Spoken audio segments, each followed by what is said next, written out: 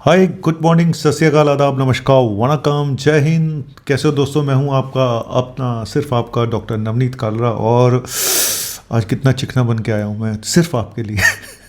चलिए, आज का टॉपिक है कि शुगर को बिना दवाइयों के कैसे कंट्रोल करें, नेचुरल ढंग से कैसे कंट्रोल करें। हर कोई चाहता है कि नेचुरोपैथी पे विश्वास करता है, मैं भी करता हूं। लेकिन देखो, ऐसा है, मैं आपको एक बात बताऊं। शुरू में अब एक बंदा है जिसकी शुगर 500 है, ठीक है, और एक बंदा है जिसकी शुगर 150-200 के आसपास है। रैंडम ब्लड शुगर की बात कर रहा हूँ, है ना। वो आपके पास पहली बार आ रहा है। तो जब 500 ब्लड शुगर वाला है, वहाँ पे आप नेचुरोपैथी, खाली नेचुरोपैथी मत करें।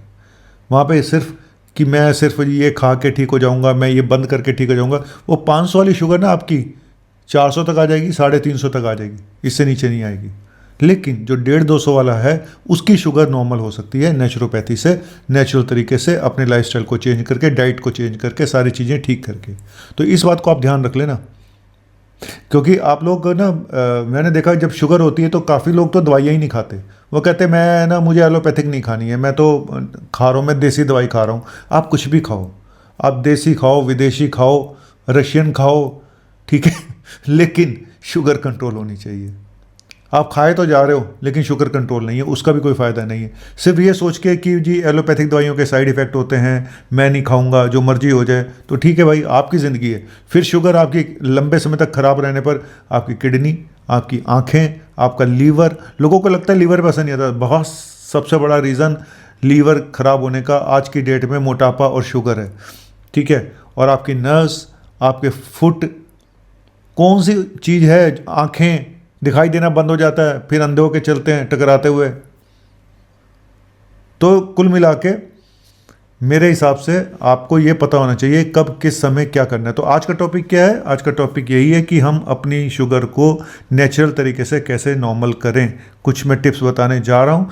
और लेकिन पहले ये बता दूं कि इस बार का जो फाइब्रोस्कैन कैंप है वो कल लग रहा है, और अब तो रजिस्ट्रेशन काफ़ी हो चुके हैं। तो अगला जो है फाइब्रोस्कैन कैंप 3rd सैटरडे को लगेगा इसी महीने। और मेरे जो प्रीमियम मेंबरशिप जिन्होंने ली हुई है मेरे यूट्यूब पे, उनके लिए मैं संडे को, हर संडे 11:30 बजे लाइव आया करूँगा। और कुछ वीडियो ऐसे होंगे जो सिर्फ उन्हीं के लिए बनाए जाएंगे जो प्रीमियम मेंबरशिप जिन्होंने ली हुई है। अब क्या करूँ बेचारों के लिए, तो करना पड़ेगा ना इतना तो मुझे, तो है ना। तो चलिए, उनके लिए मैं फिर बोलूँगा, प्रीमियम मेंबर्स के लिए मैंने एक व्हाट्सअप ग्रुप बनाया हुआ है। कृपया मेरे नंबर 9810416762 पे व्हाट्सअप पे आके मुझे ज्वाइन करें, जिस पे कि आपको मैं डिटेल बता पाऊँगा। Thank you very much. तो चलो आज शुरू करते हैं। आज का टॉपिक शुगर के मरीजों के लिए। और ये डाइट जो है ना, ये जो चीज़ें मैं बताऊँगा, ये सिर्फ शुगर के मरीज नहीं, कोई भी कर सकता है, सबको करना चाहिए। क्योंकि शुगर तो एक तरह से पॉइजन ही है, हम पॉइजन मान के चलते हैं। कुछ लोग कहते हैं सर शुगर खाने से शुगर थोड़ी होती है ना। मैं मत तुम्हारी मान गया, शुगर खाने से शुगर नहीं होती, लेकिन शुगर वैसे कोई अच्छी चीज़ नहीं है। और लेकिन शुगर खाने से शुगर बढ़ती है, इसमें कोई डाउट नहीं है। जिसको शुगर हो गई है वो अगर शुगर खाएगा तो उसकी शुगर तो बढ़ेगी बढ़ेगी, ठीक है, ये तो फैक्ट है। अब तुम कहोगे जी मैं तो इतनी आइसक्रीम खा जाता हूँ, मुझे तो शुगर नहीं है। सर टाइम बताता है आने वाला टाइम, और ये हम जेनेटिक्स होती है हमारी, ये सब हमारे जीन्स में होता है। अब मेरे पिताजी हैं, मैं अपने पापा का एग्जांपल देता हूँ कि फादर का, कि वो मीठा खा लेते हैं आराम से, 84 ईयर के हैं, उनको कुछ नहीं होता। हम मीठा खाते हैं, हमारा बैंड बज जाता है, हमें सूट ही नहीं करता मीठा खाना। ये जेनेटिक्स हैं कि उनको कहाँ से जीन्स मिली। आपको कई लोग सब कुछ खाते हैं, उनको कुछ भी नहीं होता, कोई गैस, एसिडिटी कुछ नहीं होता। और हम सारा जरा सा भी बाहर का जरा सा भी कुछ खा लो, पेट में कुछ ना कुछ होने लगता है। तो सब कहानियाँ अलग अलग हैं, तो आप किसी को कंपेयर ना करें। तो ज़्यादातर लोग इस समय इंडिया में इतने 1/3 लोगों को के आसपास लोगों को शुगर हो चुकी है, और शुगर एक साइलेंट किलर है, ये आपको भी पता है। चलिए शुरू करता हूँ आज की बकवास, सॉरी आज की बात। अभी गया और अभी आया, ये उल्टा क्यों बोलते हो? अभी गया अभी आया, अभी आया और अभी गया, ये बोलना है। मैं यूं गया और यूं आया, चल बंद कर।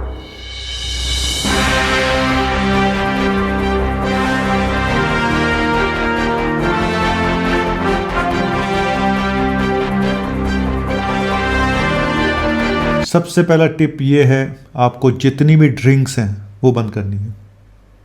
जितनी भी शुगरी ड्रिंक्स हैं सब बंद करनी है। आपको राइस बंद करना है, आपको ब्रेड, वाइट ब्रेड, अब ब्राउन ब्रेड के मामले में तो मैं कुछ नहीं बोलूँगा, ये सब कितना वाइट होता है कितना ब्रेड ये तो भगवान ही जानता है, लेकिन जितना ब्रेड्स वगैरह कम खाओगे है ना उतना अच्छा रहेगा।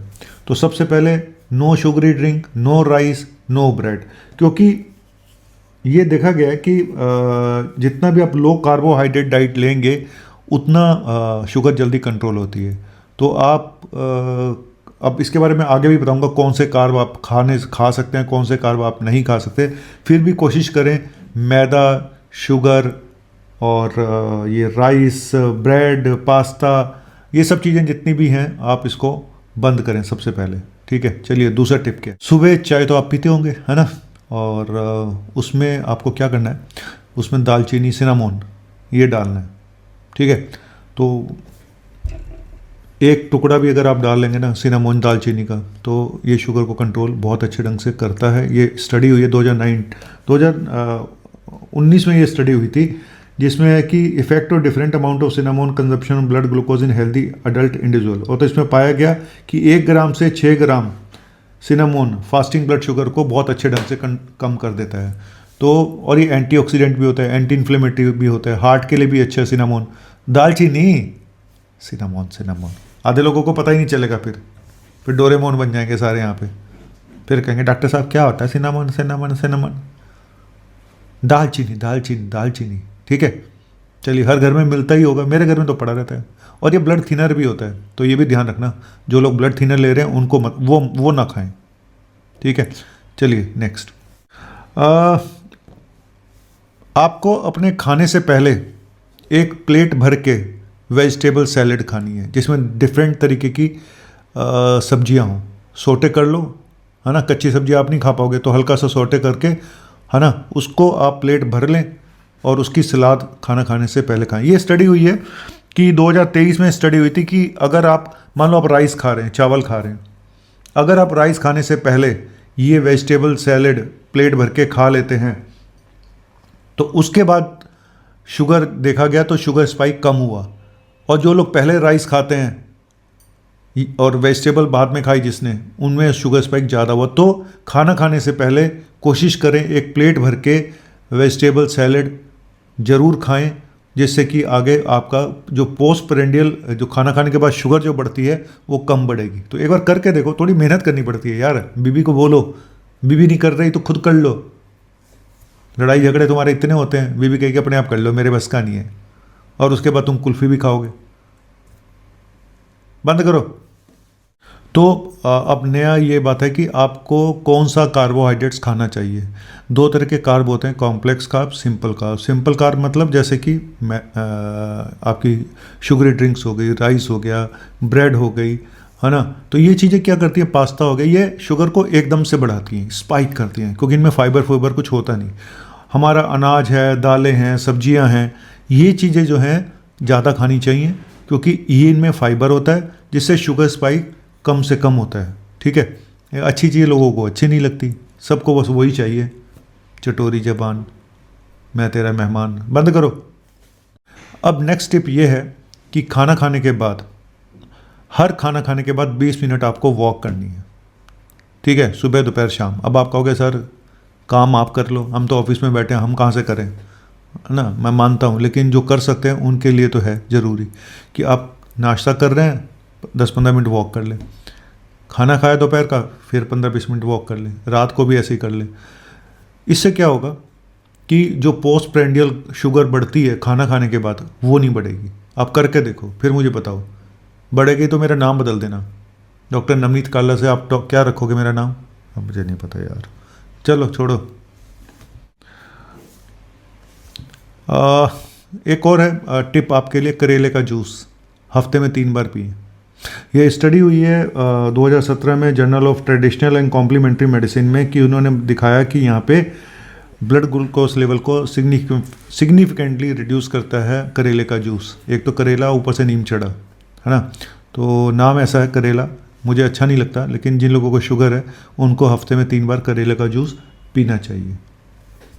अब एक प्रॉब्लम और है, जो लोग फीकी चाय नहीं पी सकते, कोई ड्रिंक फीकी नहीं ले सकते, उनके लिए बहुत प्रॉब्लम है। तो वो क्या करते हैं, जो वो कुछ भी डाल लेते हैं, शुगर फ्री है जी, ये तो शुगर फ्री है। तो मैं आज आपको ऐसी शुगर फ्री वो बताने जा रहा हूँ सब्स्टिट्यूट जो बहुत सेफ़ हैं, ठीक है, और जिसमें कैलोरी नाम के बराबर, इवन आपका वज़न कम करने में भी मदद करती हैं। तो एक है स्टीविया, दूसरी है monk fruit, stevia and monk fruit.